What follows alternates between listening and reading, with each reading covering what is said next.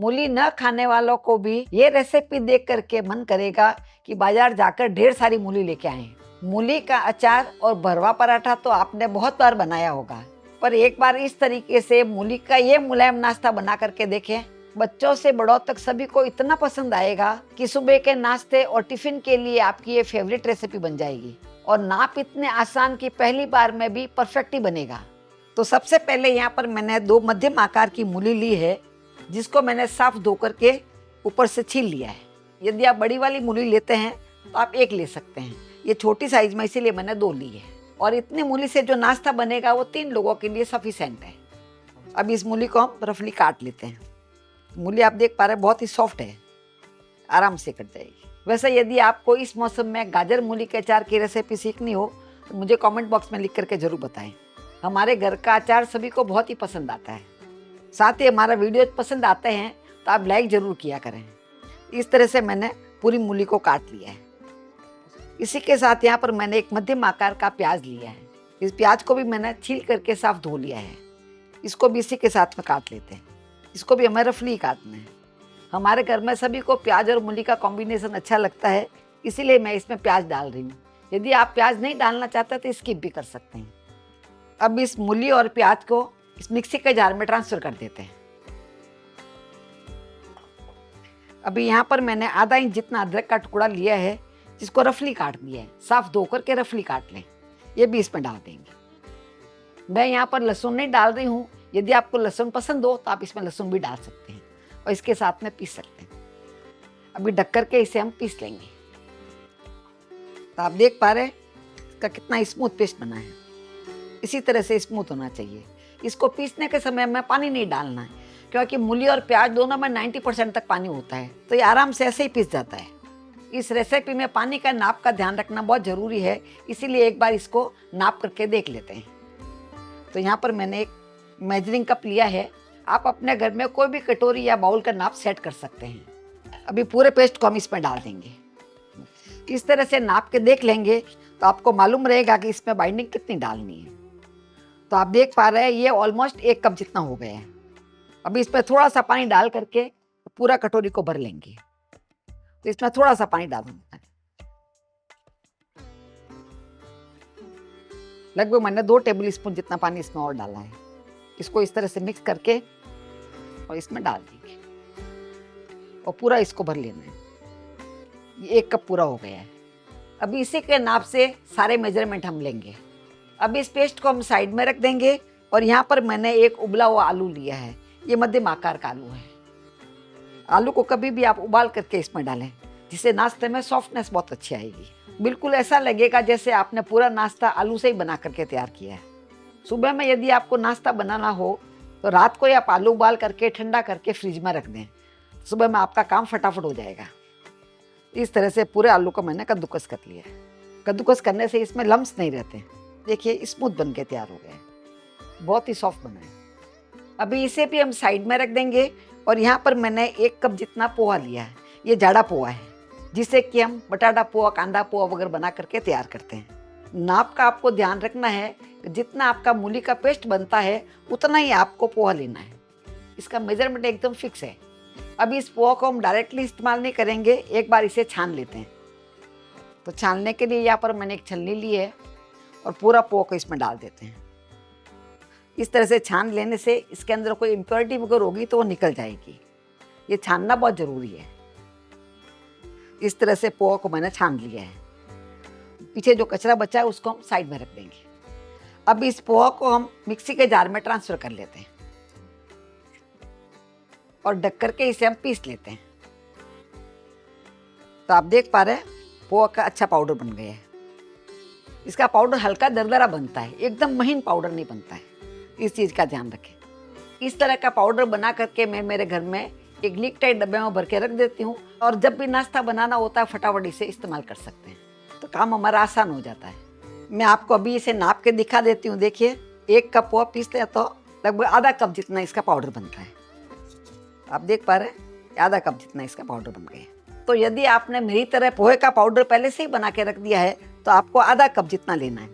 इस चीज़ का ध्यान रखें। जितना मूली का पेस्ट बन के तैयार होता है उससे आधा आपको पोहे का पाउडर लेना है। इस चीज़ का ध्यान रखें।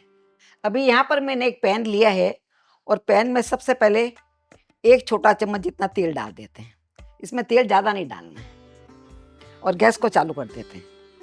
मैं यहाँ पर तेल ले रही हूँ, आप चाहे तो इसकी जगह पे घी या बटर का भी इस्तेमाल कर सकते हैं। इसी के साथ आप जानते ही हैं कि मूली की प्रवृत्ति वायु की होती है, तो इसमें थोड़ा सा अजवाइन डालना बहुत ज़रूरी है। तो इसमें आधा छोटा चम्मच जितना अजवाइन डाल देंगे। अजवाइन का फ्लेवर इसमें बहुत अच्छा आएगा और पाचन में मूली हल्की भी रहेगी। अजवाइन को इसमें अच्छे से पका लेना है। यहाँ पर मैंने 2 हरी मिर्ची ली है, जिसको पतला पतला काट लिया है।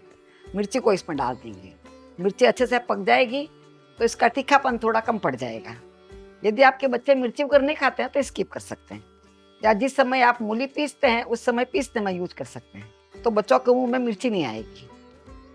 इस समय अजवाइन की खुशबू बहुत अच्छी आने लग गई है। अभी यहाँ पर मैंने आधा छोटा चम्मच जितना चिली फ्लेक्स ली है, ये इसमें डाल देते हैं। आज की रेसिपी में हमें नाश्ते का कलर सफ़ेद ही रखना है, इसीलिए इसमें मैं हल्दी और लाल मिर्ची नहीं डाल रही हूँ। अब जो मूली का पेस्ट हमने बनाया है वो पूरा पेस्ट इसमें डाल दूँगी और इसको मिक्स कर लेते हैं। मिक्स करने के बाद में जो पोहा हमने पीस के रखा था, पोहा इसमें डाल देते हैं।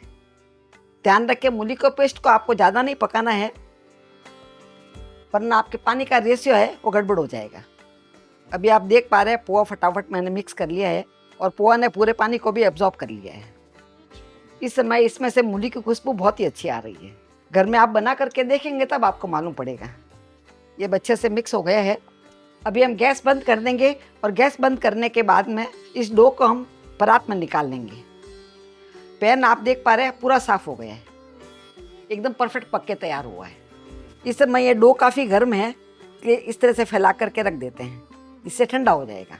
इसे हल्का ठंडा कर लेना है, गरम गरम का इस्तेमाल नहीं करेंगे। अभी पोहा का डो पूरी तरह से ठंडा हो गया है, इसको अभी मिक्स कर लेते हैं। इस तरह से इसे मिक्स कर लें। अभी इसमें अच्छी सॉफ्टनेस के लिए यहाँ पर मैंने जो आलू कद्दूकस करके रखा है वो पूरा इसमें डाल देते हैं और इसको अच्छे से मिक्स कर लेते हैं। यदि आप आलू नहीं खाते हैं तो इसकी जगह पे शकरकंद भी डाल सकते हैं। शकरकंद को उबाल करके इसमें आप कद्दूकस करके डाल दें, उसका टेस्ट भी बहुत अच्छा आएगा। आप देख पा रहे हैं आलू से इसमें बाइंडिंग आ गई है अभी, पर इतनी बाइंडिंग काफ़ी नहीं है, तो इसमें थोड़ा बाइंडिंग और डालेंगे। उससे पहले इसमें हम 2 टेबल स्पून जितना दही डाल देते हैं। यदि आप दही नहीं खाते हैं तो इसकी जगह पे आप 1 नींबू का रस डाल सकते हैं और 1 टेबल स्पून जितना पानी डाल सकते हैं। इसको एक बार अच्छे से मिक्स कर लेंगे। अभी इसमें 1 छोटा चम्मच जितना नमक डाल देते हैं और नमक को अच्छे से मिक्स कर लेंगे। नमक आप अपने स्वाद के अनुसार कम ज़्यादा डाल सकते हैं। थोड़ा सा इसमें हम हरा धनिया डाल देते हैं। हरा धनिया पकाते समय नहीं डालना है, नहीं तो इसका कलर काला हो जाएगा। इसी स्टेज पे हमने धनिया डाला, इसलिए आप देख पा रहे हैं इसका कलर कितना अच्छा लग रहा है। धनिया अच्छा फ्रेश दिखता है। अभी बाइंडिंग के लिए यहाँ पर मैंने 1/4 कप जितना आटा लिया है। आटा थोड़ा थोड़ा करके इसमें डाल देंगे। जो 1/4 कप जितना मैंने आटा लिया पूरा इसमें डाल देते हैं। आटा डालने से इसमें बाइंडिंग बहुत अच्छी आ जाएगी। तो आटे को एक बार अच्छे से मिक्स कर लेते हैं। इस समय थोड़ा सूखा सूखा लग रहा है, तो थोड़ा सा इसमें पानी डाल देंगे। ज़्यादा नहीं डालना, थोड़ा सा, लगभग 1 टेबल स्पून जितना मैंने पानी लिया है। यहाँ पर पानी कितना डालना है वो आपके आटे पर डिपेंड करेगा। बस आपको इस चीज़ का ध्यान रखना है, आटा हमें इस तरह से सॉफ्ट ही गूंद के तैयार करना है। देखिए इस तरह से आटा होना चाहिए। अभी थोड़ा सा इसके ऊपर हम तेल लगा देंगे, हल्का सा तेल लगाना है खाली, और इसे एक बार वापस गूंद लेंगे। तो आप देख पा रहे हैं मैंने इसमें हल्दी, लाल मिर्ची का पाउडर वगैरह नहीं डाला है, इस कारण से इस डो का कलर देख के बहुत ही अच्छा आया है। इसे दिखने में भी अच्छा लगता है। अब इस आटे को रेस्ट में रखने की ज़रूरत नहीं है, इसमें से लोई तोड़ लेंगे।